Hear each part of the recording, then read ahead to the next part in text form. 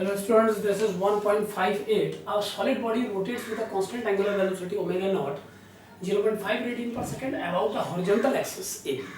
Okay. At the moment t equal to 0, the axis AB itself start turning with a constant angular acceleration 0.1 radian per second square. Find angular velocity and angular acceleration of the body after 3.5 seconds.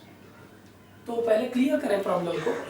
एक horizontal axis है AB, मान लेते हैं आई axis के along है और इस I axis के अलोंग एक्सिस के अबाउट एक बॉडी रोटेट कर रही है. Let a random shape body is rotating about this axis. It means the direction of its omega will be I and the axis AB itself it starts turning with a constant angular acceleration. तो अब अगर ये axis AB जिसके about body rotate कर रही है, अगर ये एक्सिस भी रोटेट करने लगे तो यहाँ पर फिर सिमिलर जैसे हमने 1.57 1.55 में क्वेरी किया है कि एक रोटेटिंग बॉडी के फ्रेम से दूसरी रोटेटिंग बॉडी को ऑब्जर्व करने वाली बात हो गई है, क्योंकि बॉडी AB एक्सिस के अबाउट रोटेट कर रही है जो खुद आई एक्सिस के अबाउट है और एक्सिस भी रोटेट करने लगा है. यानी अब अगर ग्राउंड ऑब्जर्वर का व्यू लेना चाहे बॉडी के बारे में तो पहले ग्राउंड ऑब्जर्वर को इस रोटेटिंग बॉडी पर अपना एक्सप्लेनेशन देना होगा और फिर इस रोटेटिंग बॉडी पे इस रोटेटिंग बॉडी का एक्सप्लेनेशन लेना होगा. तो क्लियरली समझें कि किस तरीके से हम इस प्रॉब्लम को मैथमेटिकली सॉल्व कर पाएंगे. Body is rotating about AB with this angular velocity. Let this is x axis and suppose this is y axis. This AB is supposed along y axis and body is rotating about this AB axis in this one, not this one. The value is 0.5, it is omega naught. So angular velocity vector of the body can be written as omega naught I cap, because the direction of angular velocity will be the direction of axis. Now the second case, suppose the angular acceleration acting on the body, the AB axis is itself turning with a constant angular acceleration. तो अगर ये AB axis oscillate करे, suppose ये AB axis oscillate कर रहा है इस manner में, सपोज इसका जो AB एक्सिस का किसी पॉइंट के अबाउट रोटेटिंग वे है वो ये है, सपोज बॉडी ऐसे रोटेट कर रही है तो इसका एंगुलर वेलोसिटी हो गया ओमेगा नॉट आई और एक्सिस ऐसे रोटेट कर रहा है चारों तरफ, तो इसका जो एंगुलर एक्सेलरेशन वेक्टर हो जाएगा वो वर्टिकली अपवर्ड डायरेक्शन में जाएगा. It means the direction of beta naught, this beta vector can be written as acceleration vector as beta naught and k cap. So by Galileo's equations, in 3.5 seconds, in t time, the angular velocity of this axis will become, angular velocity of axis after 3.5 seconds can be obtained by the formula omega dash is equal to starting angular velocity, it is 0, because the axis starts turning. ध्यान दें यहाँ पर कि जो 0.5 radian पर second है वो body की एंगुलर वेलोसिटी है. आई एक्सिस के अलोंग ओमेगा की वैल्यू वो अलग चीज है और axis AB is itself turning and its direction of its angular acceleration is k axis. So it will provide a new angular velocity to that axis. तो उस एक्सिस की वेलोसिटी 3.5 सेकंड्स के बाद होगी omega dash vector is 0 vector plus beta angular acceleration vector into time taken and beta vector is beta naught k cap, so it is beta naught t k cap. This is angular velocity of that axis. अब अगर ground observer से हम ये observe करें कि body का angular acceleration से क्या फाइंड आउट होगा. So angular acceleration of body with respect to ground observer is angular velocity of the body with respect to ground observer is angular velocity of the body with respect to axis AB plus angular velocity of axis AB with respect to ground. And if we put all the values, it will become angular velocity of body with respect to AB axis is omega naught I cap. This is angular velocity of body with respect to AB axis. And axis is turning और in 3.5 seconds में body ने अच्छी angular velocity acquire कर ली है start से शुरू करके due to this angular acceleration. So final angular velocity of body with respect to ground observer is this plus omega AB with respect to ground. It is beta naught T into K. This value is this and this value is this. So the magnitude of this final omega of body with respect to ground equal to omega naught square plus beta naught square t square and under root of that. So this is the numerical value of this angular acceleration omega modulus of the body with respect to ground. Body angular velocity with respect to ground after 3.5 second can be obtained by this formula. अब आपको beta naught, omega naught और T given है तो आप value निकाल सकते हैं। The second part, find the angular acceleration of the body after 3.5 seconds. So जैसा कि हम पहले भी क्वेरी कर चुके हैं कि ये एक बॉडी, एक रोटेटिंग बॉडी पे खड़े होकर दूसरे रोटेटिंग बॉडी पे बेस्ड प्रॉब्लम है। बॉडी एक कांस्टेंट एंगुलर वेलोसिटी से घूम रही है, यानी अगर बॉडी के सेंटर से देखें तो बॉडी में कोई एंगुलर एक्सेलरेशन नहीं है, लेकिन एक्सिस खुद भी एक एंगुलर एक्सेलरेशन से रोटेट कर रहा है। तो जब एक रोटेटिंग फ्रेम से दूसरे रोटेटिंग फ्रेम को एक्सप्लेन किया जाएगा तो फिर एंगुलर वेलोसिटी में भी एक एंगुलर एक्सेलरेशन बॉडी में एज्यूम हो तो कितना होगा वो एंगुलर एक्सेलरेशन, इस बात को कंफर्म करने के लिए angular velocity of the body with respect to ground is this, it is omega naught I cap plus beta naught T into K cap. And if we differentiate this with respect to time, this will become alpha vector is d omega vector by dt, body with respect to ground, equal to omega naught, that is a constant, but direction of that vector is changing continuously. It is not always. यहाँ पर फिर एक बात clear कर दूं कि जब access घूमने लगेगा तो ये आई कैप वेरी करता रहेगा। ध्यान दें इस बात पे, यहाँ पर आई कैप की एक कंसिस्टेंट वैल्यू नहीं है। Omega is equal to omega naught I, ये स्टार्टिंग वैल्यू, ये ओमेगा नॉट आई का डायरेक्शन है, लेकिन जब बॉडी घूमेगी तो ये एक्सिस रोटेट करेगा। तो एक्सिस के रोटेट करने के बाद इस बॉडी का जो ओमेगा वेक्टर हमेशा आई के अलोंग नहीं रहेगा।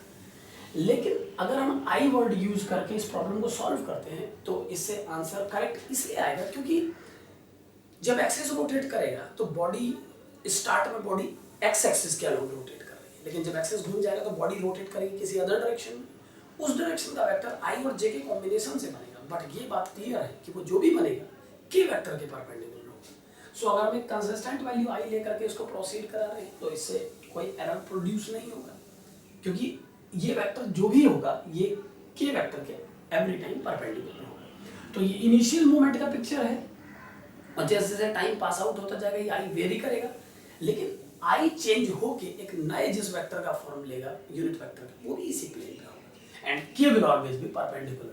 So this is the angular velocity magnitude of body with respect to axis. Now alpha is omega naught di by dt plus beta naught is a constant numerical magnitude and d upon dt of time into k vector. And if we difference by product rule, if we solve this, we will get omega naught di by dt plus beta naught time is first term and dk by dt plus put the second term and differentiation of time is 1, so k capital. So differentiation of this value by product rule is t place किया, k का differentiation dk by dt plus k vector place किया, t का differentiation 1. This is the value. Now जैसा कि मैं हर problem में 55, 57 में explain कर रहा हूँ, बॉडी रोटेट हो रही है, उसका एक्सेस i है, तो अगर मैं इस रोटेटिंग बॉडी पर एक जनरल सबसे पहले कंसिडरेशन बनाएं कि ये बॉडी जब एक्सेस रोटेट होगा तो इसका डायरेक्शन वेरी करेगा। ये बात बिल्कुल याद रखें कि इस बॉडी का जो इनिशियल एंगुलर वेलोसिटी वेक्टर है वो आई है, लेकिन जब बॉडी रोटेट करेगी तो ये आई वेक्टर अलग अलग डायरेक्शन से लेगा। लेकिन अपनी प्रॉब्लम को जस्टिफाई करने के लिए हम किसी एक पर्टिकुलर डायरेक्शन पे इस पर डिस्कस कर रहे हैं। तो मान लीजिए जिस मूवमेंट पे हम क्वेरी कर रहे हो उस मूवमेंट पे बॉडी का जो एक्सेस है वो आई एक्सेस के अलाउंग है, आई एक्सेस के अलाउंग उसका डायरेक्शन है। तो उस मूवमेंट पर अगर हम बॉडी के रोटेशन की बात करें तो बॉडी जे और के एक्सिस पे रोटेट कर रही है। अगर बॉडी का एक्सेस आई एक्सिस के अलावा तो बॉडी जे और के प्लेन पे रोटेट कर रही है। तो बिल्कुल अपने और प्रॉब्लम्स की तरह अगर मैं इस प्रॉब्लम पे भी क्वेरी करूं तो अगर ये जे एक्सिस और ये के एक्सिस है तो बॉडी के रोटेट करने पर जे डायरेक्शन का यूनिट वेक्टर अगर जे थोड़ा सा रोटेट करता है तो उसमें जो चेंजेस आएंगे वो के अलाउंग होंगे, और के एक्सिस यूनिट वेक्टर अगर थोड़ा सा रोटेट करेगा तो उसमें जो चेंजेस आएंगे वो माइनस जे के अलाउंग। मतलब मैं फिर से वही बोलना चाहूँगा कि D J by D T vector is parallel to, जैसा मैंने और प्रॉब्लम्स में भी ये बात एक्सप्लेन की 55, 57, एंड डी के by D T, it is small change in unit vector D T is parallel to minus J vector,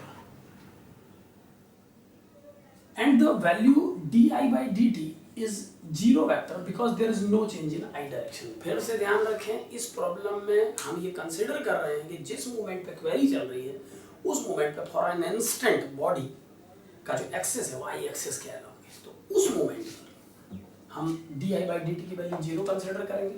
तो अगर ये वैल्यू हम इस कंडीशन में पुट करें तो हमें ये वैल्यू मिलेगी, this one will become zero vector and the second part will become beta naught time d के by D t, d k cap by D t plus k vector. And now what is d के by D t? Alpha vector is this. अब d k vector by D t कितना है ये consider करने के लिए यहाँ ध्यान दें, ये के वेक्टर है और इस यूनिट मैग्नीट्यूड के वेक्टर को थोड़ा सा रोटेट कराने पर इसमें जो चेंजेस आए वो जे के पैरेलल है। मान लीजिए ये लेंथ डी एस है और ये एंगल डी थीटा, तो angle is equal to arc upon radius concept से d s by d theta is d s by 1 because it is a vector of 1 metre length. So d theta is d s and since the value of d theta is ds and this particular length is ds, if this is ds then by theory we can say that this is k vector, this is k plus dk vector, so this vector is dk vector and length of this is ds, so this dk vector can be written as dk unit cap vector। एक बात और यहाँ पर ध्यान आप लोगों को रखनी होगी कि k cap is a unit vector but dk cap is not a unit vector। यहाँ पर ध्यान रखें, इससे कंफ्यूजन खड़ा हो सकता है, लेकिन इसको रियलाइज करें कि dk if this magnitude is 1 then necessarily this is not equal to 1, so dk cap is not a unit vector, dk cap vector is ds in magnitude and the direction of that vector is minus j, so this is ds minus j cap, ds minus j cap, and on dividing by time this will become dk by dt is ds by dt minus j, and on putting these values in this expression we will get alpha vector equal to, this is 0, this is beta naught t and dk by dt is ds by dt j cap with negative sign plus beta naught k cap, beta naught k cap. This is the value of alpha vector. So alpha vector will become minus beta naught t and ds by dt, since ds is d theta, so this is d theta by dt actually, and d theta by dt is the velocity with which body is rotating and it is given as omega naught, so it is omega naught and j cap plus beta naught into k cap. So ध्यान दें कि ds by dt, since ds is d theta for a unit vector, so this is d theta by dt and the value of d theta by dt is omega naught, so it is beta naught t omega naught j plus beta naught k. This is alpha and its magnitude will become alpha mod is root of beta naught square omega naught square t square plus beta naught square, and its direction is this is the direction of angular acceleration। अब अगर आप इसमें 3.5 put करते हैं omega naught की जगह 0.5 और beta not की जगह 0.1, you will get the answer। So this is the way to solve this problem। एक बात ध्यान रखें कि 55 से लेकर 57 तक लगभग सभी प्रॉब्लम एक जैसे कंसेप्ट पे बेस्ड है, सभी एक रोटेटिंग बॉडी में प्लेस होकर दूसरी रोटेटिंग बॉडी का स्टडी है। तो अंडरस्टैंड करें क्लियरली, सबसे पहले एक बॉडी एक पर्टिकुलर डायरेक्शन में रोटेट कर रही है, लेकिन जो एक्सिस के अबाउट वो रोटेट करेगी वो भी रोटेट कर रहा है। एक बात पे और रियलाइजेशन दें कि ये वैल्यू आई कैप से वेरी करती जाएगी, बट इसकी जनरलाइज्ड आंसर में इस तरीके से जो आंसर आ रहा है वो गलत नहीं है, क्योंकि जो दूसरा एंगुलर वेलोसिटी प्रोड्यूस हुआ है एक्सिस के रोटेशन से वो परपेंडिकुलर टू दिस प्लेन है, तो इस प्लेन की किसी भी डायरेक्शन के लिए इन दोनों में 90 डिग्री का एंगल मेंटेन रहेगा। So this is angular velocity. Now for second part realize consider that कि हम उस मूवमेंट में डिस्कस कर रहे हैं जब axis A B I axis के अराउंड है, क्योंकि अगर ये किसी और एक्सिस के अराउंड भी होगा तो भी इससे क्वेश्चन की जनरलिटी में कोई फर्क नहीं पड़ा है। भाई जिस डायरेक्शन में भी ये मुड़ेगा, एक पल के लिए कंसीडर करिए कि वही डायरेक्शन आपका आई डायरेक्शन है, तो जनरलाइजेशन में कोई फर्क नहीं। तो इस तरीके से आपने अल्फा वेक्टर को कैलकुलेट किया जैसा कि पिछले प्रॉब्लम्स में किया है हमने, और फाइनली अल्फा मॉड ऑब्टेन किया। तो 58th प्रॉब्लम है ये आई रोडो का, और इस प्रॉब्लम पे काइनेमेटिक्स पार्ट आई रोडो का कंप्लीट होता है आज। अगले फेज में जाएंगे अब हम 59th प्रॉब्लम से, तो एक नया टॉपिक स्टार्ट होगा। तो काइनेमेटिक्स की 58 प्रॉब्लम पहले क्लियरली अंडरस्टूड करें, इसको क्लियरली समझें पूरी बात को, और उसके बाद हम आगे की प्रॉब्लम्स पे वर्क करेंगे। Thank you.